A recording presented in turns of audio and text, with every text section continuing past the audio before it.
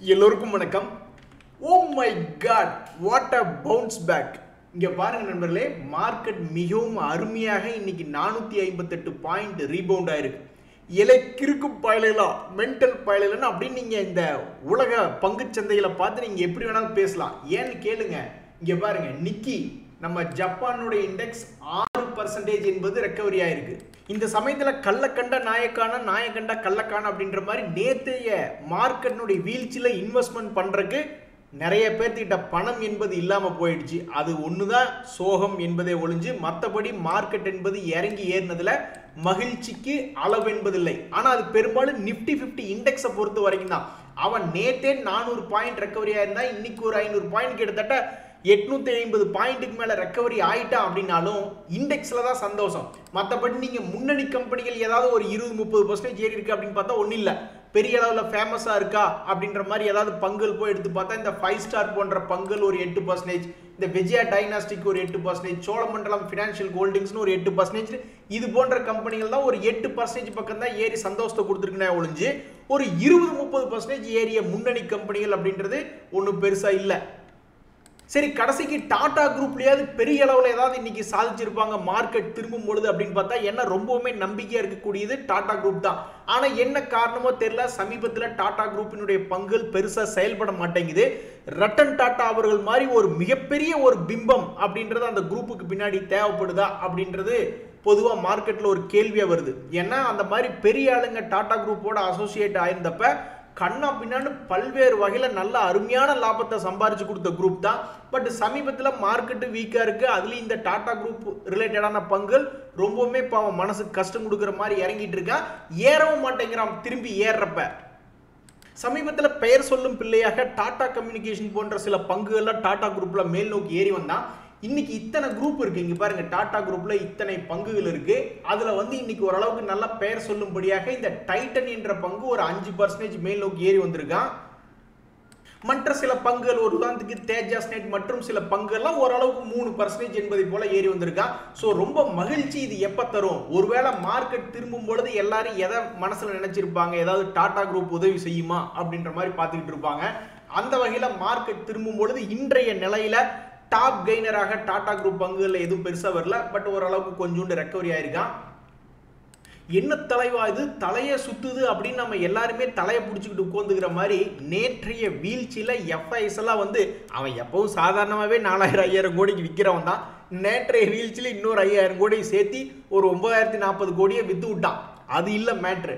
விஷயம் என்ன அப்படின்னு பார்த்தீங்கன்னா, நம்மளுடைய டிஐஸ் வரலாறு காணாத அளவில் சமீபத்தில் 12122 கோடி பணம் போட்டது மட்டும் இல்லை, அவங்களுடைய டிரான்சாக்ஷன் வால்யூம் என்பது எஃப்ஐஎஸ் விடவும் அதிகமாக இருக்கு. ஸோ அப்போ எஃப்ஐஎஸ்க்கு ஈக்குவலாக கவுண்டர் கொடுத்து கொண்டு இருந்த டிஐஸ் மற்றும் வேறு யார் வேணா வித்துங்க, ரீட்டைலர்ஸ் ஆகட்டும் அல்லது ஹெச்என்ஐ ஆகட்டும் அல்லது அல்ட்ரா ஹெச்என்ஐன்னு யார் என்ன பண்ணாலும் அவங்களுக்கும் ஈக்குவலாக ஈடு கொடுக்குற மாதிரி மிகப்பெரிய ஒரு டிரான்சாக்ஷன் வால்யூம் அப்படின்னு பண்ணி தலையை சுத்த வச்சிருக்காங்க. எது எப்படியோ எஃப்ஐஎஸ்னுடையது செல்லிங் ப்ரெஷர் அப்படின்றது இருந்தாலும் நம்ம டிஐஸ் நம்ம மார்க்கெட்டை ரொம்பவுமே காப்பாற்றி மனசுக்கு சந்தோஷத்தை கொடுத்துருக்காங்க. நீ செஞ்சதுலயே இதுதான் உருப்படியான வேலை அப்படின்ற மாதிரி நேத்து கூட ஒரு நண்பர் கேட்டுட்டு இருந்தார். எக்ஸ்சேஞ்சுக்கு ஹாலிடே விட மாட்டாங்களா, இந்த ட்ரம்ப்னுடைய டேரிஃப் நம்ம மனசை போட்டு குறைஞ்சிக்கிட்டே இருக்கே அப்படின்ற மாதிரி. அவருடைய வேண்டுதலுக்கு இணங்க இங்க பாருங்க, எத்தனை நாள் இந்த மாசத்துல மிகப்பெரிய லாங் ஹாலிடேஸ் கிடைக்கிற மாதிரி 3 விடுமுறை நாட்கள் வருது. அதுல 2 விடுமுறை நாட்கள் நம்மளுக்கு கணக்கு போட்டு பார்த்தோம்னா இதுல ஒரு 6 நாள் விடுமுறை வருது. சேர்ந்தாப்புல எடுத்தோம்னா சனி ஞாயிறு திங்கள், அதே மாதிரி வெள்ளி சனி ஞாயிறு அப்படின்ற மாதிரி 6 நாள் சந்தோஷமாக இருக்கும்படியாக லீவ் வருது. இதை போய் மேனேஜர் சொன்னா அவன் முதல்ல அதை க்ளோஸ் பண்ணுங்கப்பா, இந்த தகவல் மட்டும் எங்களோட எம்ப்ளாயிஸ்க்கு யாருக்குமே வரக்கூடாது அப்படின்ற மாதிரி தான் நினைப்பாங்க. எது எப்படியோ இந்த ஏப்ரல் மாசத்துல மனசு கஷ்டப்பட்டு கொண்டு இருக்கக்கூடிய நேரத்துல 10ஆம் தேதி, அதாவது இன்னைக்கு நம்ம செவ்வாய்க்கிழமையில் இருக்கோம், வரக்கூடிய வியாழன் மற்றும் 14-18 விடுமுறையாக உள்ளது. பலே வெள்ளைய தேவா அப்படின்ற மாதிரி இந்த டைட்டன் அப்படின்ற பங்கு நண்பர்களே இன்னைக்கு ஒரு முக்கியமான தகவல் வெளியிட்டு இருக்காங்க. இன்னைக்கு 5% பக்கம் பாசிட்டிவ்ல இருக்கக்கூடிய இந்த டைட்டன் கம்பெனி ஒரு வருஷத்தினுடைய லோல ட்ரேட் ஆகி கொண்டிருக்கக்கூடிய கம்பெனி. என்ன ஒரு தகவல் வெளியிட்டாங்க அப்படின்னு பார்த்தீங்கன்னா, அவங்களுடைய பிசினஸ் அப்டேட் கொடுத்ததுல அவங்களுடைய பிசினஸ்ல growth என்பது காமிச்சிருக்காங்க. ஸோ டிசிஎல்னுடைய ஸ்டாண்டலோன் growth என்பது வருஷத்து டு வருஷம் கம்பேர் பண்ணி பார்க்கும்போது 25% காமிச்சிருக்காங்க. அதே மாதிரி இந்த பிஎன் கேட்ஜில் அப்படின்ற ஜுவல்லரி கம்பெனியுமே இன்னைக்கு 2.5% ஏறி இருக்கான். அவனும் பரவாயில்லையே, வெரி குட் பாய் அப்படின்ற மாதிரி அவனுடைய தகவல் என்ன வெளியிட்டிருக்கான்னு பார்த்தீங்கன்னா அவனும் growth தான் காமிச்சிருக்கான். ஸோ ஃபுல் இயர் growth-ஆக பார்க்கும்பொழுது கிட்டத்தட்ட 25% growth என்பது அவனும் காமிச்சிருக்கான். ஆனால் இந்த பிஎன் கேட்ஜில் அப்படின்ற பங்குமே 1 இயர் லோவில் இருக்கக்கூடிய பங்கு தான். ஸோ ஏகப்பட்ட பங்குகள் 1 இயர் லோவில் தான் இருக்கு. இனி வரக்கூடிய Q4 ரிசல்ட் ரொம்ப நல்லா இருந்தால் மகிழ்ச்சி தான். நண்பர்களே, F&Oவில் இருக்கக்கூடிய பேன் பண்ணப்பட்ட பங்குகள், அதாவது இந்த கம்பெனிகளில் வந்து புதுசாக ஓப்பன் இன்ட்ரெஸ்ட் அப்படின்றது இன்க்ரீஸ் பண்ண முடியாது, இருக்கிற பொசிஷனை குறைச்சி விடக்கூடிய வாய்ப்பாக இந்த செக்யூரிட்டிஸ் இன் பேன் பீரியட் அப்படின்றது பார்த்தீங்கன்னு வச்சுங்க, Birla soft, Hindu copper, Manappuram finance போன்ற 3 பங்குகள் இருக்கு. ஆஹா, ஆர்டர் எடுக்கிற விஷயத்துல பிரமாதப்படுத்துறியா அப்படின்ற மாதிரி இந்த பாரத் எலக்ட்ரானிக்ஸ் அது பாட்டுக்கு தகவல்கள் வந்துகிட்டே இருக்கு. இப்ப சமீபத்தில் ஓட 52 வீக் லோன்ல இருந்து நல்லா ஜம்ப் ஆகி பழைய 6 மாசத்தினுடைய 3 மாசத்தினுடைய ஹையெல்லாம் போய் தொட்ட பங்கு இல்லை இந்த பாரத் எலக்ட்ரானிக்ஸ் அப்படின்ற பங்கு ஒன்று. அடிக்கடி இவங்க ஒரு பிரமாதப்படுத்தக்கூடிய தகவல் என்னன்னா 2000 கோடிக்கு ஆர்டர் கிடைச்சது, 500 கோடிக்கு ஆர்டர் கிடைச்சது அப்படின்ற மாதிரி தகவல் தொடர்ந்து வெளியிட்டுக்கிட்டே இருக்காங்க. அந்த வகையில் சமீபத்திய தகவலில் பார்த்தீங்கன்னாக்கா 2210 கோடி ஆர்டர் கிடைச்சிருக்கக்கூடிய தகவல் என்பது வந்துள்ளது.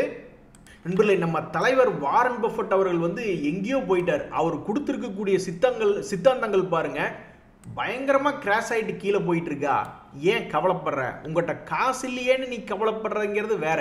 பட் மார்க்கெட் இறங்கி போச்சு அப்படின்லாம் கவலைப்படக்கூடாது. நல்ல பங்கா பார்த்து எடுத்து வச்சு உட்காந்தாக்கா மறுபடியும் மேல் நோக்கி வருவான் அப்படின்றது அவருடைய சித்தாந்தம். ஸோ மிஸ்டர் வாரன் பஃபட் அவர்களை ஃபாலோ பண்ணி அவர் விற்கும் போது தகவல் வரும்பொழுது கொஞ்சோண்டு லாபத்தை புக் பண்ணிட்டு மறுபடியும் ஏதாவது ஒரு பங்கு கீழ் நோக்கி விழுந்து கிடந்தப்ப போய் மறுபடியும் அதை பார்கெயின் ஹண்டிங் பண்ணி எடுத்து வச்சிருந்தாக்கா அவங்க ஒரு கில்லாடி தான். வாரன் பஃபட் அவர்கள் நம்மளுடைய தலைவராக தேர்ந்தெடுக்கிறதுல இன்னொரு முக்கியமான ஒரு சந்தோஷம் என்னன்னா, அவரு அடிக்கடி எந்தையாவது ஒரு நல்ல ஜாலியாக பேசிக்கிட்டு இருக்கக்கூடிய ஆள் தான் வாரன் பஃபட் அவர்கள். அதில் அவர் ஒரு இடத்துல சொல்கிறாரு, நல்ல டிவிடெண்ட் கொடுக்கக்கூடிய பங்கை பார்த்து எடுத்து வச்சுக்கணும்.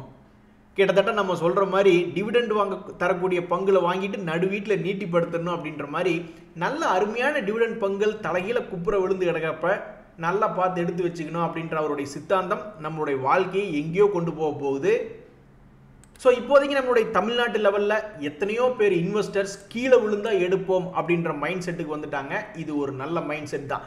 என்ன காசு தான் இல்லை நண்பர்களே, என்னமோ உலகத்தில் இவங்க 3 பேர் தான் இருக்கிற மாதிரி இவங்களுக்குள்ள பெருசாக அடிச்சுக்கிறாங்க.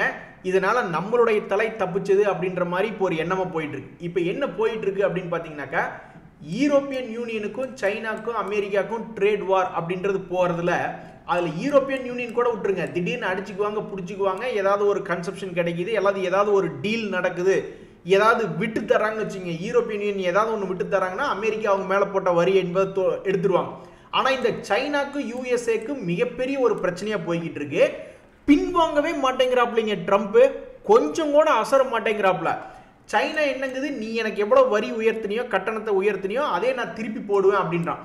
உடனே அமெரிக்காவிலிருந்து என்ன தகவல் வெளியிடுறாங்கன்னா, அப்படியா, அப்போ நீ வந்து எங்கள் மேலே எக்ஸ்ட்ராவாக 34% போடுறியா, அப்போ உன் மேலே நான் மறுபடியும் ஒரு 50% போடுவேன் அப்படின்ற மாதிரி போயிட்டு இருக்காங்க. அப்போ இனி என்ன ஆகுது அப்படின்னு பார்த்தீங்கன்னாக்கா, அமெரிக்காவுக்கும் சைனாக்கும் இடையேயாக இந்த டேரிஃப் ட்ரேட் வார் என்பது போயிடும். நம்மெல்லாம் சந்தில் சிந்து பாடி தப்பிச்சுக்கலாம் அப்படின்ற மாதிரி ஒரு மனநிலை இப்போதைக்கு வந்திருக்கு.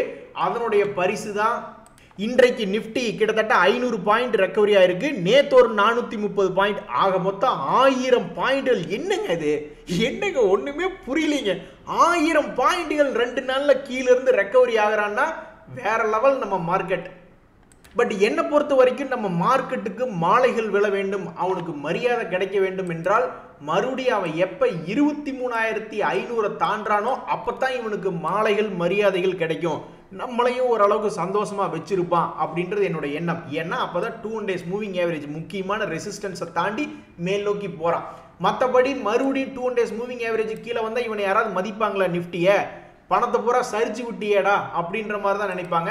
ஸோ இந்த 2 days மூவிங் ஆவரேஜுக்கு மேலே எப்போ நிஃப்டி வருதோ அப்போ தான் நம்மளுக்கு ஒரு உண்மையான சந்தோஷம் என்பது ஆரம்பிக்கக்கூடிய வாய்ப்பாக உள்ளது. ஸோ அது வரைக்கும் இது ஒரு விதைக்கும் காலம் தான். இந்த சமயத்தில் நம்மளுக்கு ஒன்றும் பணம் கிடைக்கிற மாதிரியே என் கண்ணுக்கு தெரியல. சும்மா இடையில 20% ஏறுறதும் 30% இறங்குறதும் இந்த மாதிரி விளையாட்டு பண்ணிக்கிட்டே இருப்பானே ஒழிஞ்சு ஒரு நல்ல பேரின்பம் என்பது கிடைக்கக்கூடிய வாய்ப்பாக தெரியல. ஸோ ஆக மொத்தம் இந்த மாதிரி ஜென்ரேஷனே டோட்டலாக மாறிட்டதுனால அந்த காலத்துலலாம் ஸ்டாக் மார்க்கெட் ரொம்ப ஸ்லோவாக இருக்கும். 5 வருஷம் 10 வருஷமா இருக்கிறவங்க தான் உள்ளே வருவாங்க.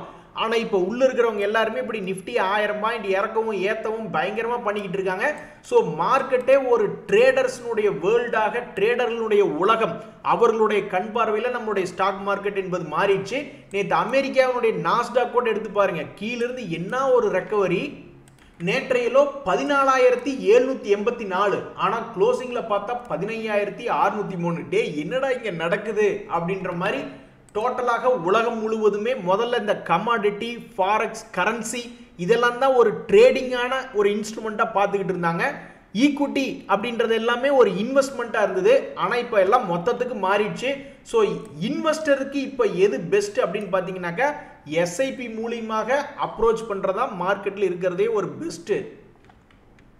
நண்பர்களே, ஸ்டாக் மார்க்கெட்டில் ட்ரேடர்களுடைய தலையீடு அதிகமாக இருக்குது அப்படின்றதுக்கு இன்னொரு அடையாளம் இந்த சோழமண்டலம் ஃபைனான்சியல் ஹோல்டிங்ஸ் அப்படின்ற ஷேர்.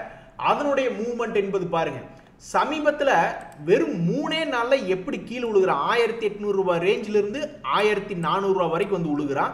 அப்புறம் 2 நாட்களில் 1400லிருந்து 1700 வர்றான்னா எவ்வளவு பெரிய வாலட்டிலிட்டியான மார்க்கெட்டாக ஆயிடுச்சுன்னு பாருங்க. அதே சமயம் ரொம்ப ஸ்லோவாக இருக்கக்கூடிய ஆட்கள் இருக்காங்க. இந்த ரெயின்போ அப்படின்ற பங்கு 2025 தொடக்கம் ஜனவரியிலிருந்து அப்படியே தூங்கு மூஞ்சி மாதிரி அப்படியே படுத்து உருண்டுட்டே வந்துட்டான். கீழே மார்ச் மாதம் வரைக்கும் இறங்கிட்டு மறுபடியும் எங்கிருந்து விழுந்தானோ அதை ரெக்கவரி பண்ணுறதுக்கு கிட்டத்தட்ட மறுபடியும் அதே மாதிரி மெதுவாக ஏறி ஏறி ஏறி ஏறி இன்னைக்கு அந்த பல இடம் என்பதை பிடிச்சிருக்கான். ஸோ அப்போ நம்ம ஸ்டாக் மார்க்கெட்டில் மிகவும் வேகமாக ரெக்கவரி ஆகக்கூடிய ஆட்கள் இருக்காங்க, ரொம்ப ஸ்லோவாக ரெக்கவரி ஆகக்கூடிய ஆட்கள் இருக்காங்க. ஆக மொத்தத்தில் நம்மளுக்கு இந்த ரெக்கவரி ஆகக்கூடிய பங்குகளை போர்ட்ஃபோலியோவில் வச்சுருந்தா நம்மளுக்கு உடனடியாகவோ அல்லது சில நாட்கள் கழிச்சோ சந்தோஷம் கிடைக்கும். ஆனால் மொத்தத்துக்கு தூங்கு மூஞ்சியாய் கும்பகர்ணனாய் கீழே நீட்டி படுக்கக்கூடிய, நீட்டி விழுகக்கூடிய பங்குகளை வச்சுருந்தா சந்தோஷம் என்பது என்றைக்குமே வராது. அப்போ எப்படி இந்த மாதிரி பங்குகளை சூஸ் பண்ணணும், இந்த பங்குகளில் என்னதான் பண்றாங்க அப்படின்னு பார்த்தா இந்த ரெயின்போ சில்ட்ரன்ஸ் அப்படின்றது வந்து ஒரு முன்னணி செக்டர், ஸ்டாக் மார்க்கெட்டில் ஒரு முன்னணியாக இருக்கக்கூடிய ஒரு ஹெல்த் கேர் ரிலேட்டடான செக்டரில் இருக்கான். அதே மாதிரி அதனுடைய ஷேர் ஹோல்டிங் பேட்டர்ன் என்பதெல்லாம் பார்க்கும்பொழுது டிஐஸ், எஃப்ஐஸ் ஹோல்டிங் எல்லாம் கொஞ்சம் அதிகமாகவே இருக்கு. இதே மாதிரி இந்த சோழமண்டலம் ஃபைனான்சியல் ஹோல்டிங்ஸ் அப்படின்றதும் ஒரு நல்ல ஒரு அருமையான குரூப், முருகப்பா குரூப்ல இருக்கக்கூடிய பங்கு. அதுலேயும் எஃப்ஐஎஸ், டிஎஸ்னுடைய ஹோல்டிங் பர்சன்டேஜ்லாம் ரொம்ப அதிகமாக இருக்குது. ஸோ இந்த மாதிரி பெரிய ஆளுங்க அதிகமாக ஹோல்டிங் வச்சிருக்கிறதுனால ஒன்றா ஸ்லோ ஆகவோ அல்லது ரொம்ப ஃபாஸ்டாகவோ ரெக்கவரி ஆகக்கூடிய வாய்ப்புகள் இருக்கிறதாக இது போன்ற சம் எக்ஸாம்பிள்ஸ் இருக்கு. நண்பர்கள், இந்த சமயத்தில் ரொம்பவுமே இந்த வருஷத்தில் ரொம்ப வாலட்டிலிட்டியாக இருக்கக்கூடிய பங்குகள் அப்படின்றது சிலது இருக்கு. இது மாதிரி பங்குகள் போர்ட்ஃபோலியோவில் இருந்தால் கூட அப்பப்போ மேலே ஏறிடுவானோ அப்படின்ற மாதிரி சில நேரங்களில் யோசிக்க வச்சுக்கிட்டு இருப்பான். ஸோ இந்த விஜயா டயக்னாஸ்டிக்ஸ் அப்படின்றது இந்த ஒரு வருஷத்தில், இந்த 2025 ஜனவரியிலிருந்து மட்டும் இவ்வளவு பெரிய வாலட்டிலிட்டி என்பதை காமிச்சுக்கிட்டு இப்போதைக்கு அடிவாரத்தில் ஆடிக்கிட்டு இருக்கான். இந்த 5 ஸ்டார் என்ற பங்கும் கூட இந்த 2025 தொடங்கினதுலேருந்து ஏறுவதும் இறங்குவதுமாக இந்த மாதிரி வேலை பண்ணிக்கிட்டு இருக்கா. இப்போ மறுபடியும் அவனுடைய பழைய ஹை பக்கத்தில் வந்துட்டான். ஸோ இந்த 2025 நல்லா வெட்டுக்கிளி மாதிரி நல்லா வேகமாக பறந்து வந்த பங்குகள் என்ற பதவிக்கு இந்த விஜயா டயக்னாஸ்டிக் ஷேர்னுடைய ப்ரைஸும் இந்த 5 ஸ்டார்னுடைய ஷேர் ப்ரைஸும் போட்டி போட்டு கொண்டிருக்கின்றன. சரி நண்பர்களே, இன்றைய அளவில் இண்டெக்ஸ் முதலீடு பண்ணவங்களுக்கு ஒரே குஷியாக இருந்திருக்கும். ஏன்னா நேத்தே பாதி ரெக்கவரி, இன்னைக்கும் ரெக்கவரின்னு கிட்டத்தட்ட 1000 பாயிண்ட்டுகள் ரெக்கவரி பண்ணி காமிச்சிருக்கான். பட் இண்டிவிஜுவல் ஸ்டார்ஸில் ஒன்றும் பெருசாக சந்தோஷம் இல்லை. 8%, 3%, 5% ஏறினவனு தான் இருக்கானுங்க. எது எப்படியோ இன்னைக்கு ஓரளவுக்கு பரவாயில்ல அப்படின்ற மாதிரி மார்க்கெட் தற்போதைய நிலைமையில் இருக்குது. இன்றைய தகவல் அனைத்து உங்களுக்கு உதவியாக எனக்கு மகிழ்ச்சி தான். ரொம்ப நன்றி, வணக்கம்.